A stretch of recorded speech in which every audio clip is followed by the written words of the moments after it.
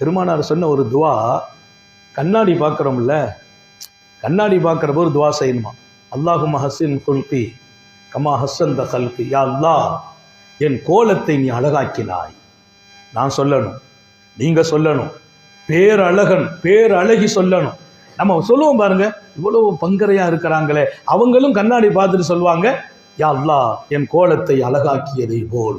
அதை கன்ஃபார்ம் பண்றாங்க, என் கோலத்தை அழகாக்கியதை போல் என் குணத்தை அழகாக்குவாயாக. எல்லாரும் அல்லாஹ்ட்ட கேட்கறது ஒண்ணுதான், குணத்தை அழகாக்குண்டு. அதை எப்படி கேட்க சொல்றாங்க? என் கோலத்தை நீ எப்படி அழகாக்கினாயோ.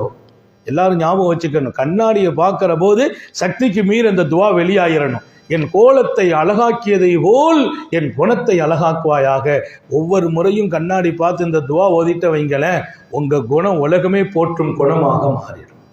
அல்லாஹ் நம்ம எல்லாருக்கும் தௌபீக் செய்வானாக.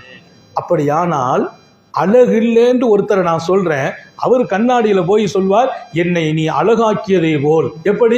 அவருக்கு அவர் அழகு, அவர் போய் நின்று இப்படிம்பார், அவர் தன்னை இன்னும் அழகுபடுத்துவார், அவர் தன்னை அழகாத்தான் பார்ப்பார். எந்த ஒரு மனிதனும் தன்னுடைய கோலத்தை குறையா பார்க்கறது இருக்காது.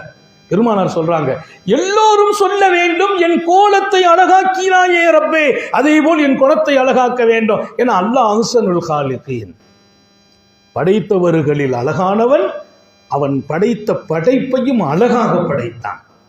திருக்குர்ஆன்ல கேட்கிறான், லக்கது ஹலக்னல் இன்சான ஃபீ அஹ்ஸனி தக்வீம், மனிதனை எத்தனை அழகான கோலத்தில், நிமிர்ந்த கோலத்தில்.